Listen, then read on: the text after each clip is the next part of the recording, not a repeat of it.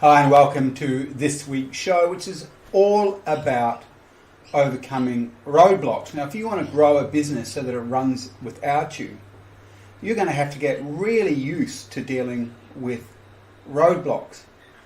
And if you don't want to have a business that runs without you, which I think is madness, even have a successful business, you have to be able to manage your way through roadblocks. So let's start out with, well, what are roadblocks?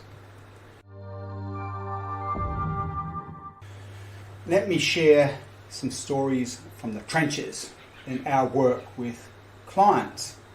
It's probably the best way to explain what a roadblock is. So we have a client that's on board with us from the UK, a wonderful gentleman called Adam. Now, Adam does big events all around Europe.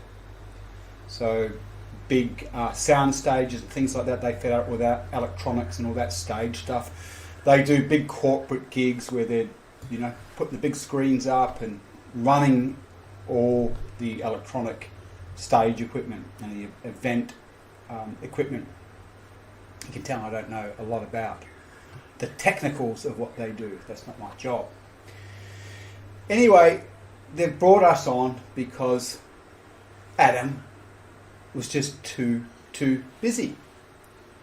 And like a lot of business owners that we work with, just totally trapped in his business. And how do people get trapped in their business? Well, the main reason people get trapped in their business is that they're not trained in what we know, which is how to set a business up so it runs without the owner. Now, in early stages, a business that runs without the owner, it doesn't mean that their owner's off doing a whole bunch of good holiday things. After clients work with us for some time, that's what they're doing. They can go away for 2 or 3 months and the business will run without them. They could go away for 6 months. They could just work a few hours a week and their leadership team runs their business. But typically, in the early stages, even when you know what we know, when you're building your business to run without you, what it really means is it allows you to be in what we call the conductor stage. So the conductor stage is when you are controlling all the resources. You're being way more strategic in how you think.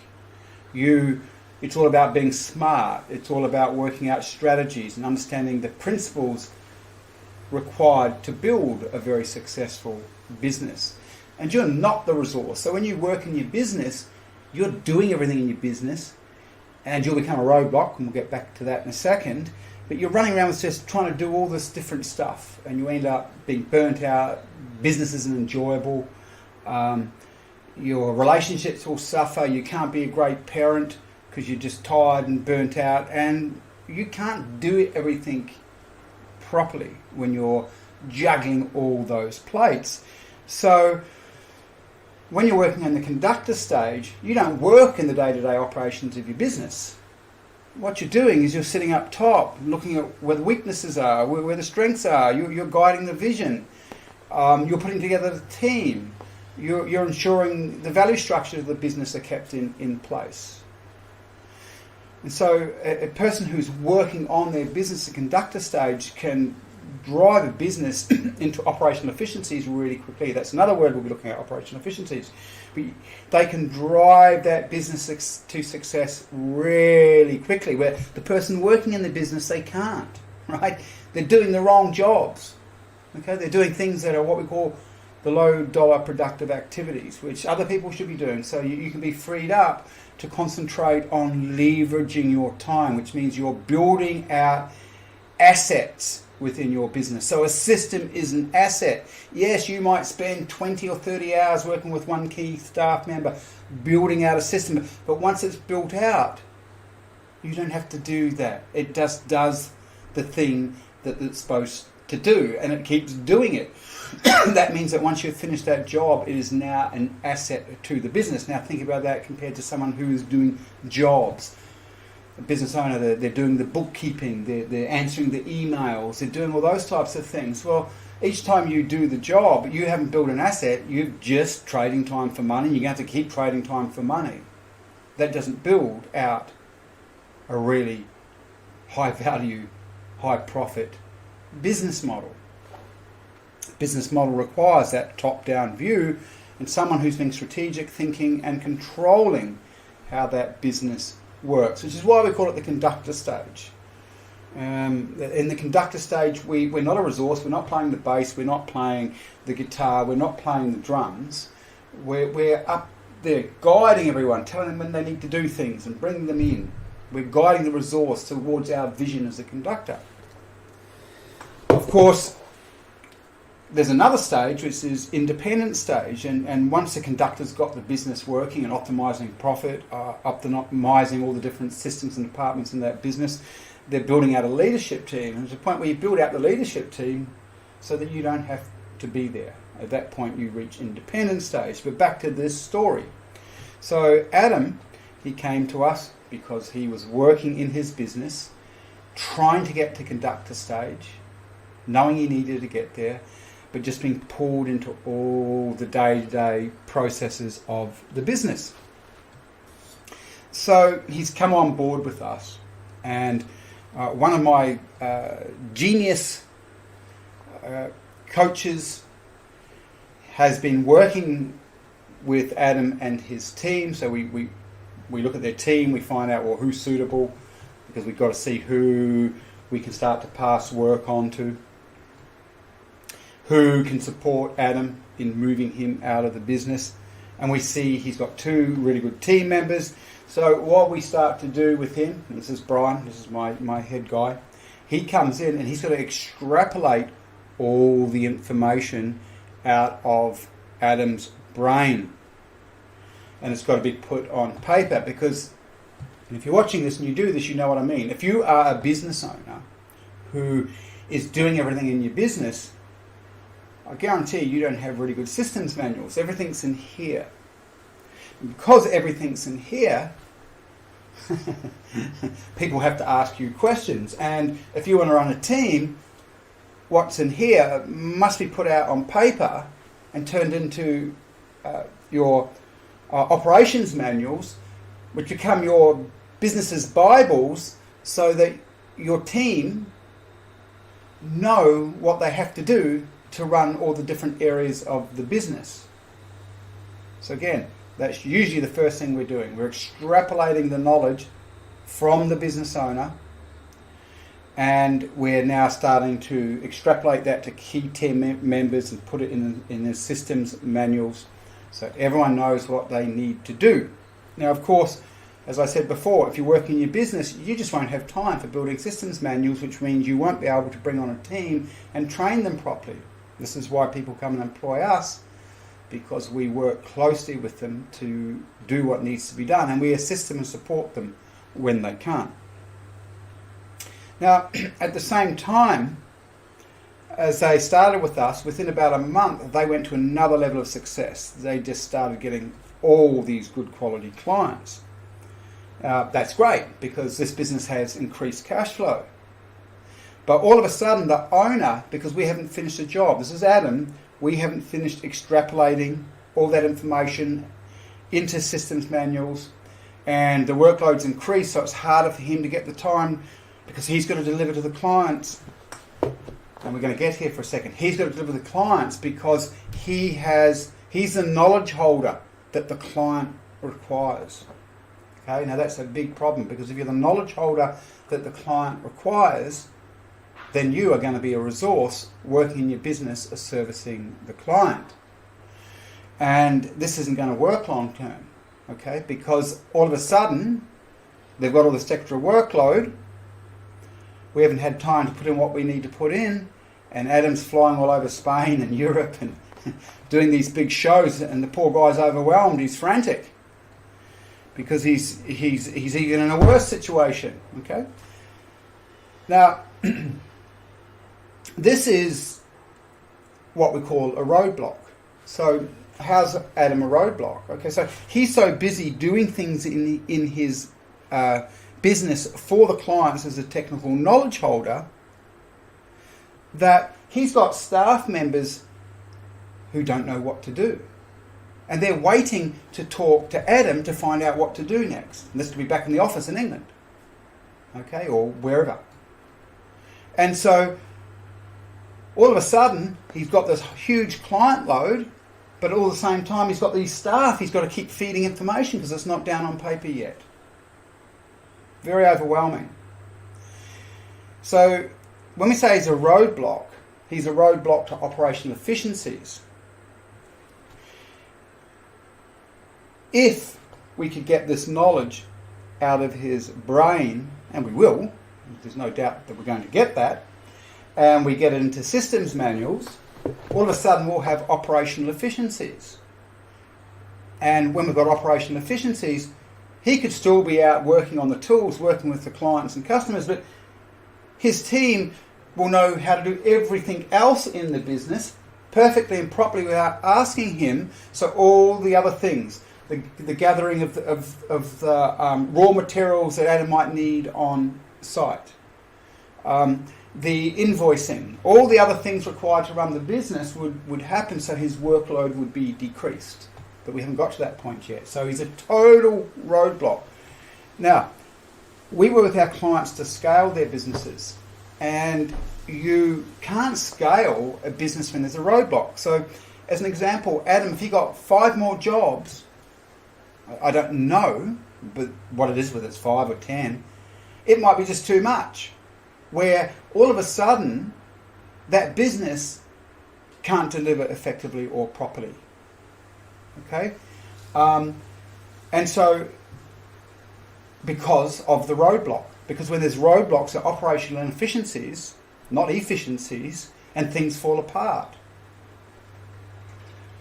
So, roadblocks are good, and I'm going to tell you why in a second. But this is a roadblock. I'm explaining what a roadblock is. So if you want to scale a business, one of the most important things you've got to understand is you cannot have roadblocks. So as an example, for Adam's business to scale in the way that we need it to scale, and when we say we, he wants it to scale.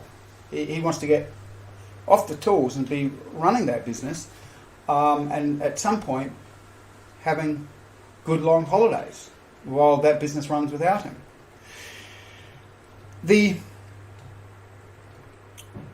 To have scale in Adam's business as an example, you would have to have an increased capacity to deliver.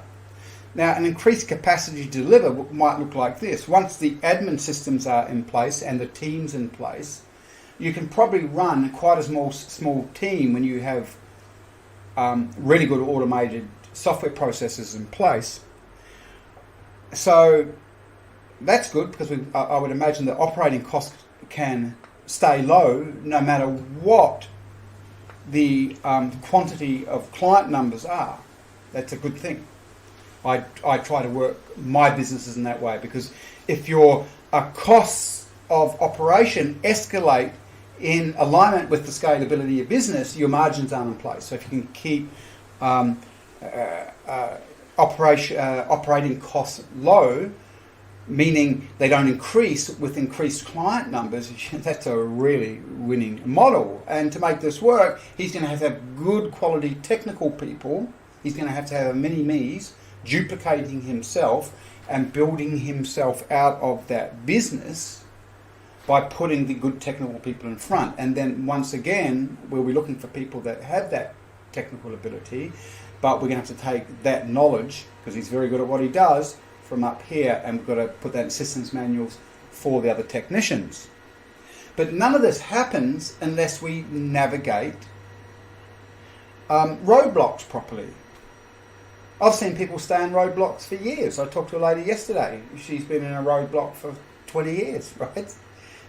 Where she can't move past an operational capacity because she's a roadblock in the business and can't move from that.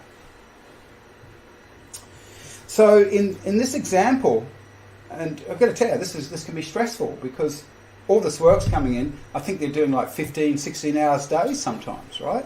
And so then they're tired. So you can imagine the chaos when all this client loads come in and they don't have their systems in place. Like, wow, that just causes stress, and I know all about that because I've experienced that, right? When you have rapid growth in a business but your systems aren't put in place.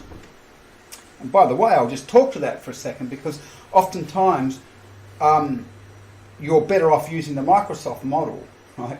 And the Microsoft model, they run their system with clients. It's called beta testing. But they used to beta test in private, then they started beta testing in public. They release software, think about it. Apple do it now too, but Microsoft were the first people that really did this. They'd release software with all sorts of problems, knowing they'd get a deluge of complaints. And those deluge of complaints would allow the tech teams to sort out those problems. Now, I kind of don't like that model because it impacts clients and customers, but in a way it is a good model, and I use it, right? So oftentimes if you try and put your systems in place, you're working out, well, this is what's going to happen. We've got clients, and this is what's going to. You'll be missing things, right, left, right, and centre. Where if you go into the marketplace, ensure you can deliver, ensure that you can do a good job, but test, right? Run your product, run your service, and then as you start to get the complaints about what's not working, those complaints are gold. Right? Because you're then able to rewire your entire system based on real world feedback. So in some ways it saves you a lot of time and money, and it's far more accurate than trying to work it out before you go to market. Obviously you've got to have certain things in place to deliver properly. We'll talk about that a little bit more in a moment. So here's Adam. Working. Oh, just stressed out, delivering. Got to get this knowledge from his head onto paper for the systems manuals. A lot of stress, burnt out, tired, can't do things properly. How do I know? Been there, done that, understand it. Okay? Now, he won't be able to think strategically. So this is the problem when you work in a business and you're the roadblock because you're carrying too many roles. Your brain is so into what you're doing you can't think strategically. Now, this is why you've got to get conductor stage as soon as possible, because you start to work smarter when you're in conductor stage, because your workload decreases. When I say workload decreases, your thinking load increases, your strategic load increases, your learning load increases, because how you build your business is based on your intellect and how smart you are.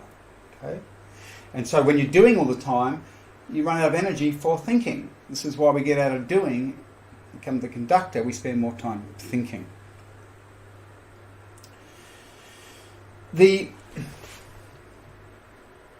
So with Adam, right, let's look at some other issues and challenges. If he wasn't under our guidance, he would possibly make a really, really bad mistake. And many of you listening to me right now or watching me will relate to this mistake. You're the roadblock, you're stressed, you're overworked, and great that you've had that success in getting the clients. So something's working. Okay? And if they weren't under our tutors, Adam would probably go out and just employ someone real quickly. Okay? So in employing someone, he would make a massive mistake. Because if you're overworked, you're already in a roadblock, that means that you are typically desperate in the recruitment process. Now, when our clients work with us, what we do is we map their teams out. So we identify their leaders, and we spend time starting to understand their leaders and how they operate, how they think. And so what we're doing when we do that is we take the owner's personality. What are their strengths and weaknesses? Okay, so if that's their strengths and weaknesses, they need the opposite. So they need someone as their right-hand person that's strong where they're weak. So as an example, Adam is a really people-orientated person. He's a communicator. He's very warm. He's effervescent. He brings people together and he lights up and he has lots of fun and he's good, quick with ideas, but he's absolutely hopeless at details and planning. Okay? Now, I've got no issue that he's hopeless at those things because I'm not particularly great at it either. Right? We teach people to work in their gifts, but build your team out so that your weaknesses are covered off on. Okay, so one of his team members, Lee, got great values.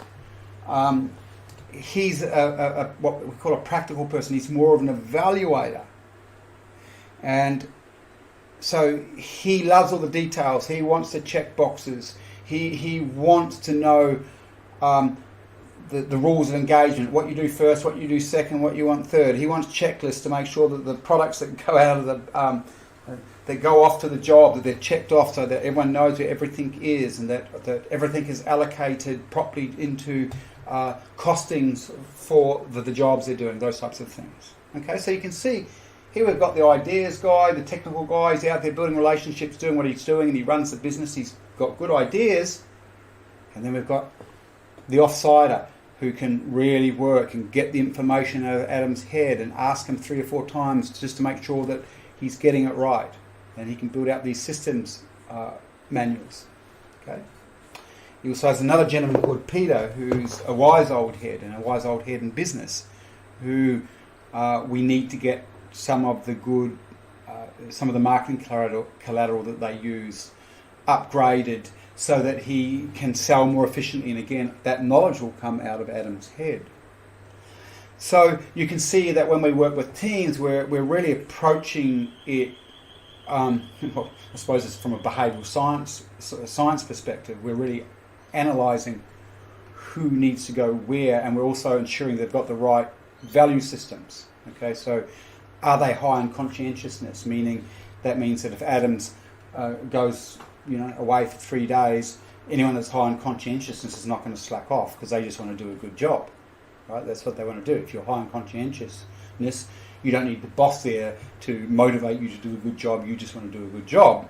Anyway, so as you can see, there's this pressure, and I talked about the first mistake Adam might make if he wasn't under our tutelage, and he might go to pull on a hire right now. Okay, and we will be advising that to him. We're going to be having to look at, and we'll get to that in a second, but we when we work with our clients getting hires, we're very, very what would you call it? We're very careful. We have a recruitment system that is just amazing. It's accurate, and we want to put any new potential recruit through that entire process that we use to get the right person.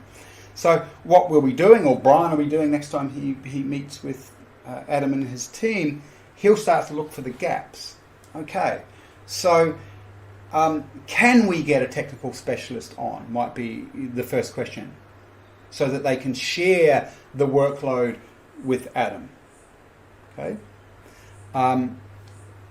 so that we can reduce Adam's workload on the tools, and so that then we can bring him back to doing what he needs to do, which is to take this knowledge out so that they can build out the system, so there's operational efficiencies within the business.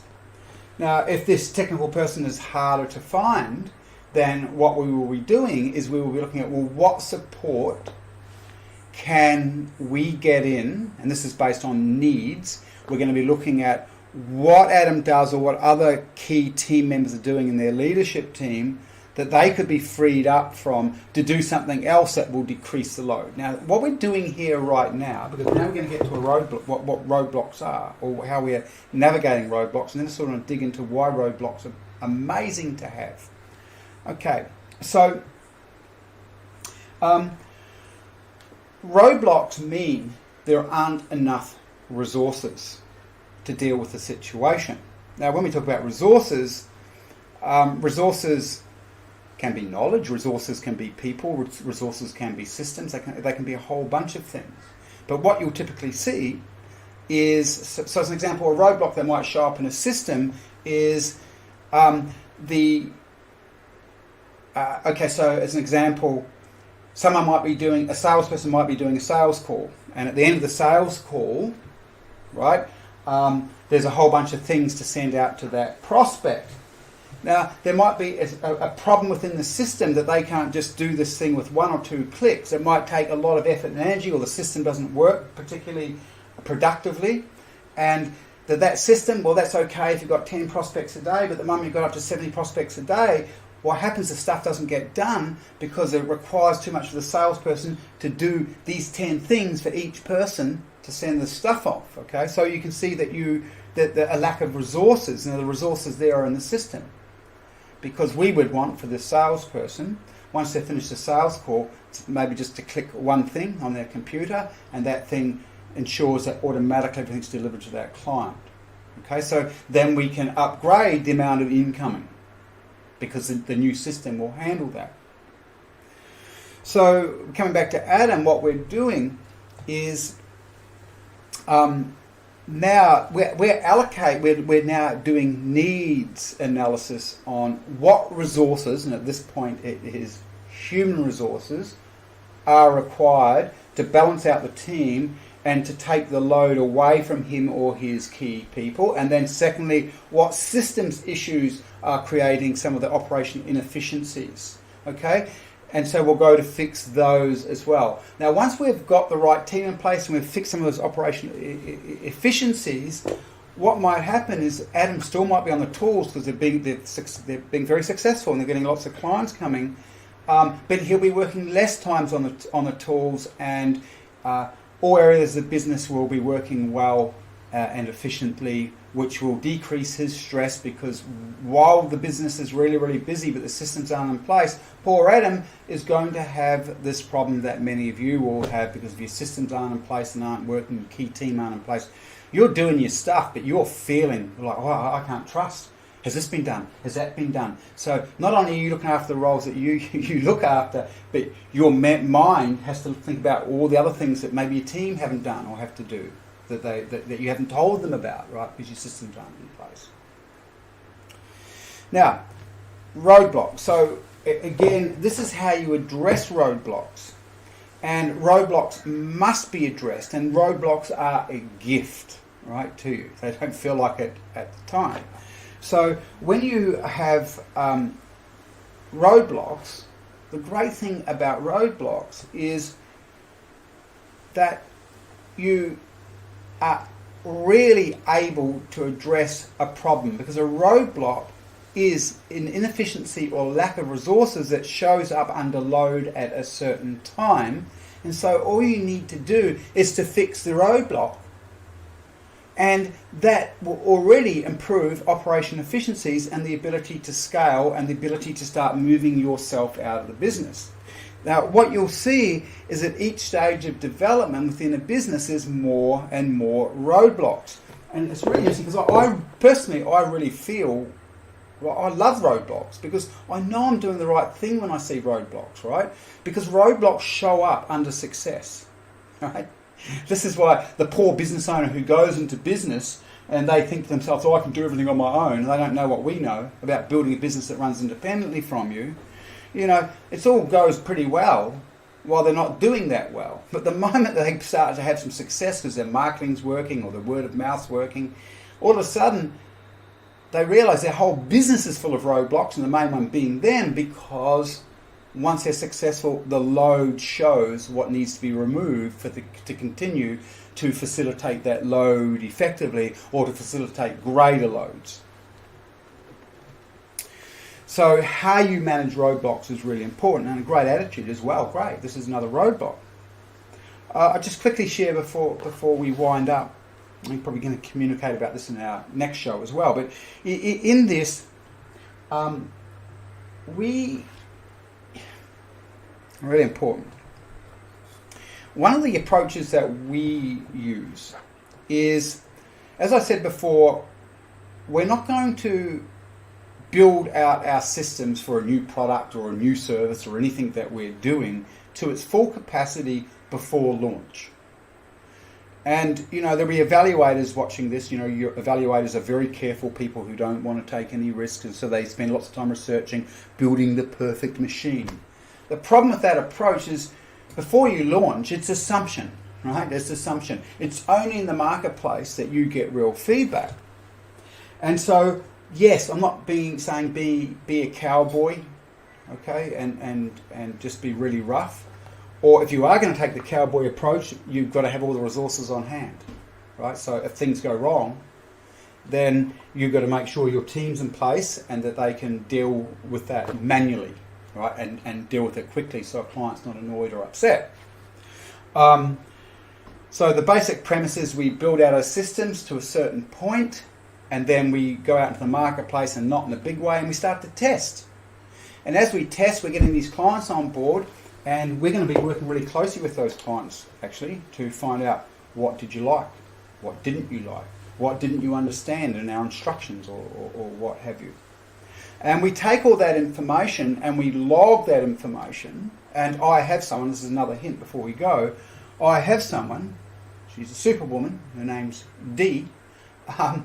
She will work through all those challenges and she will upgrade, improve and develop the systems. Now, why Dee? Okay, Dee, because she loves operations. She's very good at that. She's a very strategic planner. She can project manage really easily. She loves doing the flow chart. That's the way her brain works. I shouldn't be doing that. I should be doing what I'm doing now. See this thing? It moves a lot for me and easily, right? So I can communicate, teach, and share what we know about building people out of their businesses. By the way, if you are interested, you've got to go check out my new course called Business Freedom Formula.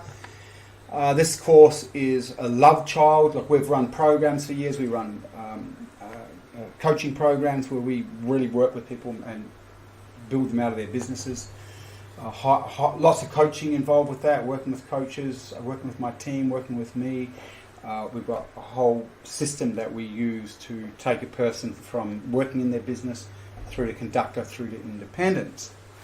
What I've done is I've been breaking all that down into a standalone course. It's my love child. It's for those people that don't feel that they want to get coaching or they don't want to be in our bigger program, but they still want to know what needs to be done. And so this course shows you exactly how to build yourself out of the business, the steps involved with that. And also, and just as importantly, if not more importantly, it helps you understand your own personal relationship with wealth, power and money. Most people that we work with, and I'm going to say around 90% of them on the unconscious level, have all sorts of belief systems. You know, you got to remember, we've all grown up through an education system that's about turning us into slaves for a capitalistic system, and that's not a conspiracy theory, right? As we went from the ag to the industrial age, we needed workers in the big plants. This is to start the development of the factories. And so the education system, you know, it's designed to teach people to work really hard trading their time for money. You weren't taught to be an entrepreneur. So most people are programmed with this thinking that served the corporate elites, the industrial elites at the beginning of the century.